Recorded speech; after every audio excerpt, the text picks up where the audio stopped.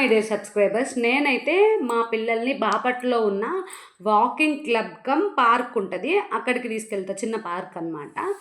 నేను వాళ్ళకి హాలిడేస్ ఇచ్చినప్పుడల్లా ఆ పార్క్ తీసుకెళ్తా. ఎందుకు తీసుకెళ్తాను అంటే, అరే మా పప్ప ఇక్కడ లేడు, అందరు పిల్లలు వెళ్తున్నారు, మేము వెళ్ళలేకపోయామని మా పిల్లలకి బాధ అయ్యొద్దు కాబట్టి నేను తీసుకెళ్తా అనమాట. ఇంకా తీసుకెళ్తే వాళ్ళు ఆడుకుంటూ ఉన్నారు పార్క్లో. నేనైతే బెంచ్ పైన కూర్చుని ఉన్నా. ఇంకా అక్కడికి ఒక 3 years పాపని తీసుకొని ఒక సిస్టర్ వచ్చింది. ఆ సిస్టర్ నన్ను అడుగుతుంది, సిస్టర్ నేను మీ సబ్స్క్రైబరు, నేను చూస్తూ ఉంటాను మీ యూట్యూబ్ ఛానల్, మీరు అన్ని యాక్టివిటీస్లో ఉంటారు, దట్ మీ పిల్లల్ని చూసుకుంటూనే యూట్యూబ్ ఛానల్ కూడా రన్ చేస్తున్నారు, అసలు ఎట్లా చేయాలి సిస్టర్, నేను అసలు ఇప్పుడే కదా మైల్ స్టోన్ అంటే చిన్నపిల్లతో ఉన్నాను, నాకు అసలు కష్టంగా ఉంది అని చెప్పింది. నేను అప్పుడు అన్నాను, అబ్బా నువ్వు డిస్కరేజ్ చేసుకోకు, నిన్ను నువ్వు తగ్గించుకోకు ఫస్ట్.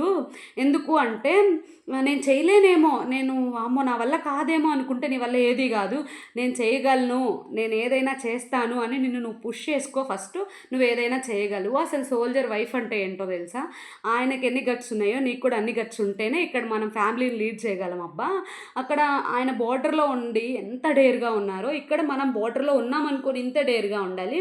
ఆయన జీవితాన్నే మనకిచ్చారు అంటే, ఆయన 2 పిల్లల్ని మన పైన వదిలేసి వెళ్తే మనం ఎంత మంచిగా బాధ్యతగా పెంచి మళ్ళీ ఆయనకి ఇచ్చాము అంటే, యాజ్ ఏ మనం కూడా సోల్జరే అన్నట్టు ఫీల్ అయ్యి నువ్వు చేయాలి.